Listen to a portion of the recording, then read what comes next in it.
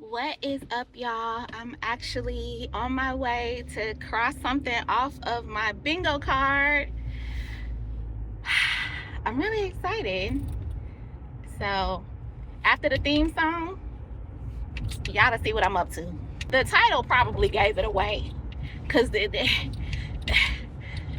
okay, bye. Just stay there. Oh yay! What a day! It's a sleigh. Okay, get out the way. Don't play. It's time for TracieMae. Hey! What I'm doing today is I'm taking a sewing class. Yay! I found a sewing class that was only like 65 bucks and I was like, yeah, I'm going. I think it's only a one-night class though, so but you can sign up for more classes. Like if I like this one, I can sign up for more, like to learn more. But this is kind of like a crash course intro to sewing. I really just want to know what the hell that bobbin do. What is that for? You know what I'm saying? Why do people be bobbing and then bobbing and then? I don't like that. I just want to let y'all know something. I haven't left my house maybe in, what's the last time I left my house? I think when I got my hair straightened. That was on New Year's Eve. Nah, I've left since then. Have I? I don't think I have. I've gone to the mailbox, but I haven't left my house since New Year's Eve. Get the fuck out of bed, bitch. Go. Yeah. So I'm kind of like excited to be out and about doing things. Go past this exit toward Wisconsin. Are you gonna cut me off every time when I'm trying to? Right 2 lanes to take exit 53E onto Dan Ryan Expressway and Ryan Expressway toward Wisconsin. Are you done? Okay. In 6.7 miles, take exit 47E onto Damon Avenue. You funny or whatever. All right, you got that from me. You know what I'm saying? You got that from me. I made it. I got a parking space with 10 minutes to spare.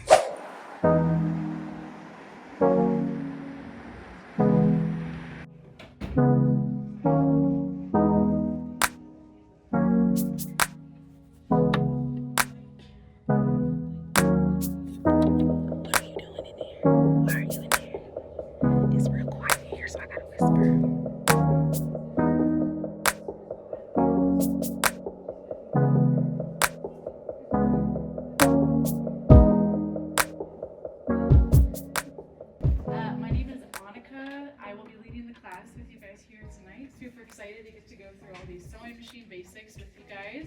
But before we jump in here, if you don't mind, maybe we can do some brief introductions around the room, just to get to know each other a little bit, so we can share names. And then if you have any sewing background, even if it was a really long time ago, if you don't have a sewing background, you can share why you're here tonight. Like, what is bringing you into the world of sewing? Would you mind starting? Sure. Hi, everyone. My name is Tracie. I have 0 sewing experience, but I have ideas. Yes. You know what I'm saying? Yes. So, yeah, I've always, since I was a child, wanted to learn how to sew. So I'm just like doing something about it this year. Yeah, repping the Bears today. Oh. If you look at the right-hand side of your sewing machine, there's a huge chart there that outlines all of the different stitch patterns these machines are programmed to do. Some of the machines we have here in the studio can do up to about 140 different stitch patterns, which is cool and exciting, but also a little excessive. All right, y'all. So our homegirl Annika over at So Crafty was our teacher for the night, and she was very thorough and precise in how she was explaining things. And one of the first things that we learned how to do was to thread the bobbin. So I got to know the bobbin super early, and you know, we know each other a little bit better and stuff, and I was proud of myself.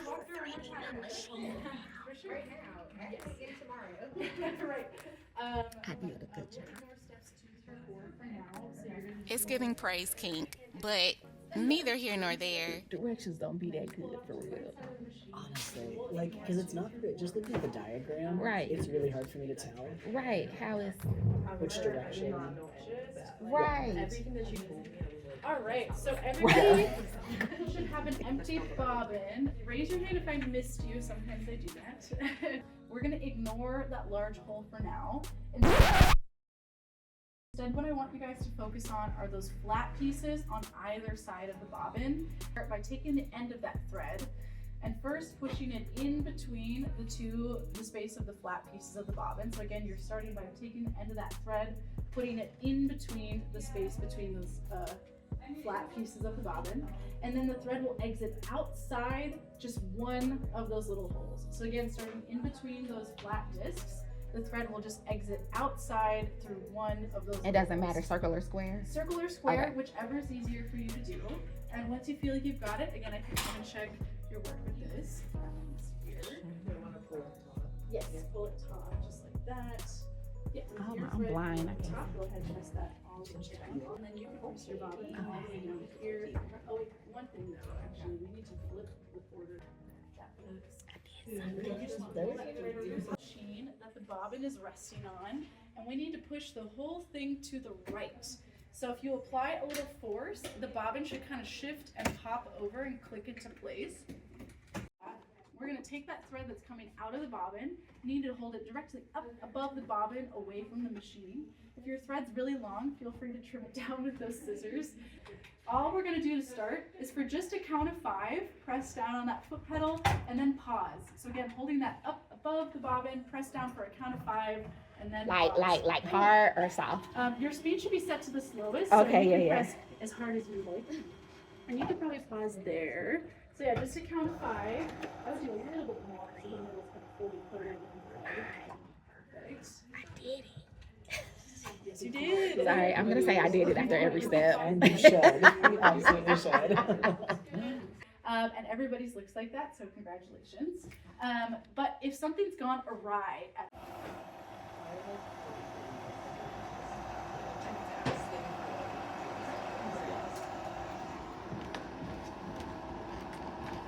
and again, that machine should stop.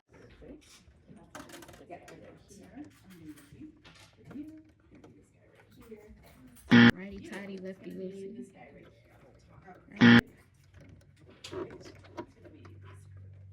So again, you don't need to completely remove that. You want to align that flat piece right inside the opening. Kind of like that. There you go. I know it's an odd shape. It really is weird. But again, once you've completely removed that needle, go ahead and pull it all the way out of the machine. We're going to take a look at it. Thread, and we're going to feed it through the needle going front to back. So the thread will be going through the machine and exiting behind it away from you.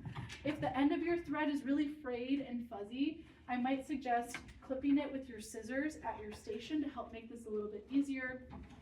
But this will be one of the trickier parts of threading your machine. So please be kind to yourself because it will get easier with time and practice, I promise. But for today, go ahead and give that a try. Do you pull it tight or? Yep, usually I pull it nice and flush. Okay. Yeah, just like that's good. So when you put it up behind this piece, that's step number 4. Before we start with the fabric here, we want to make sure that our thread is properly situated in the machine. All right, so we have 3 straight lines, a circle and a triangle. And we're going to start nice and easy with those straight lines. As long as the eye where the thread is completely down in the fabric, you should be good to go. A little closer to my body than to the machine, which is going to open up my view of my fabric, but also give me the most leverage to accurately steer, because all I need to do now to guide my fabric is just gently tilt it to the right or the left as I'm sewing.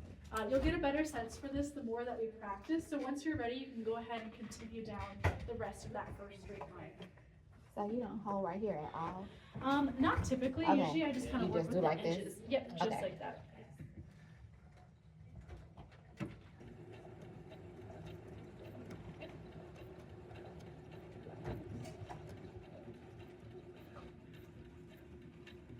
And then again, once you're at the very base of that line, go ahead and back stitch for that same count of 4 to 5 stitches that we did at the very beginning.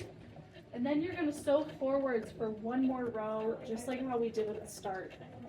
And again, do not remove your fabric just yet, because we'll go over how to properly do this in just a moment. Yeah. Try turning that hand wheel slightly towards you, just a little amount. Now pull. Got it. And sometimes that can release those extra threads. Okay. But usually what I do is I just kind of grab it and just try to make sure it's all the way up out of there. Yeah, that's the same thing that we just had happen. Oh, okay. So if I lift your needle all the way up, I just made a slight adjustment to raise that. Try pulling your fabric now.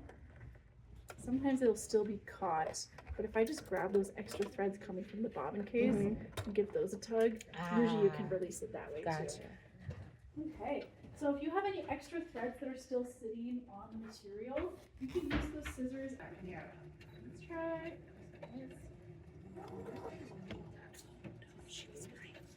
That's scary.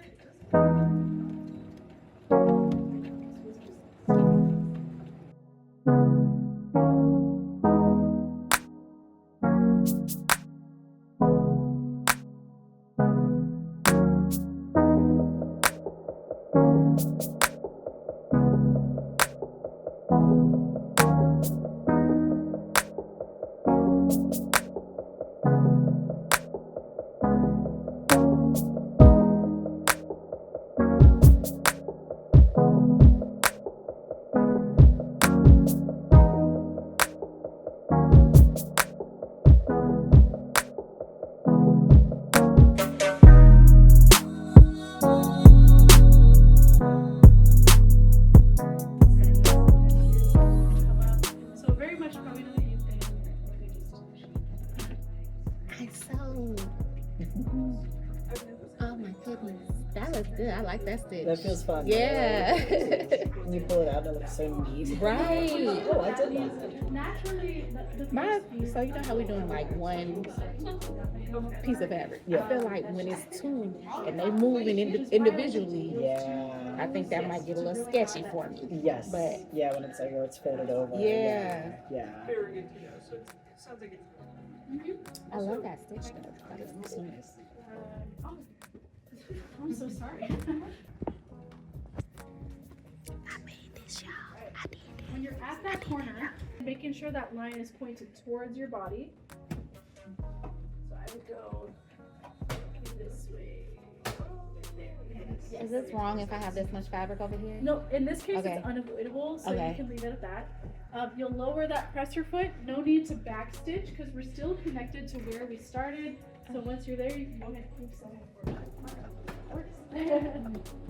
No need to backstitch again. Just keep sewing. You can repeat that same technique at the next leg of the triangle.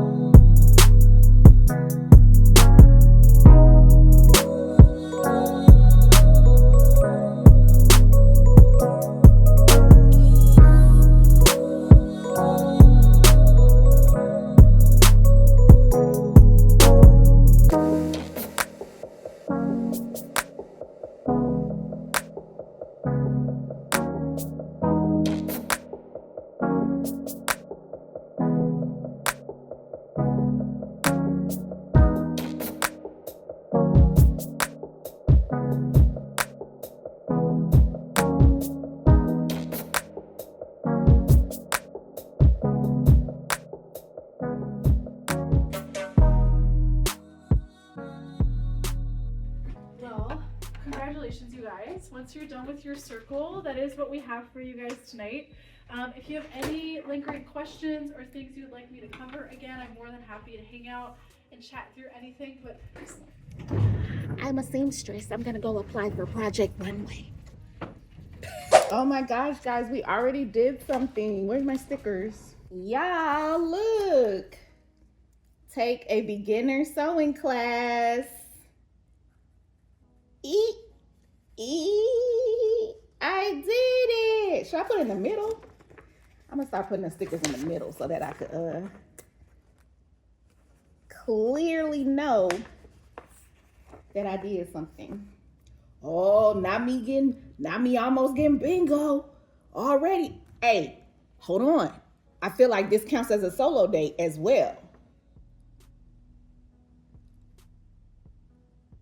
What you think? I think yes. I'm putting a sticker on that. I'm counting it. I went somewhere by myself and I learned something. Just so happened that these two were the same thing. Okay? Don't worry about it. Mind yours. All right? What's your bingo card doing? Okay. See, yeah, we gonna get bingo this year. We getting bingo this year. But I will say I started out last year pretty good. Like I think I had like 3 or 4 bingo things before March. After that, it all went downhill. That's when I became a regular person again. I was gonna tell y'all too that right next door to So Crafty is a pottery place. And I've been wanting to do the pottery. Like you make the pottery and then, you paint it or something like that. I did it like eons ago. I was like, boom, that's another solo date right there. I'm probably gonna sign up for another class. I really just enjoy learning new things and it makes me excited to learn new things. All right, y'all, that is all for this week's episode. Thank you so much for watching me learn what that bobbin do. I need a t-shirt. What that bobbin do. Anyway, I still have no clue what next week's video is going to be. So let's just all come back next week and be surprised together, honey, because I really don't know. So y'all be sure to stay tuned. I will see you guys next week. Bye.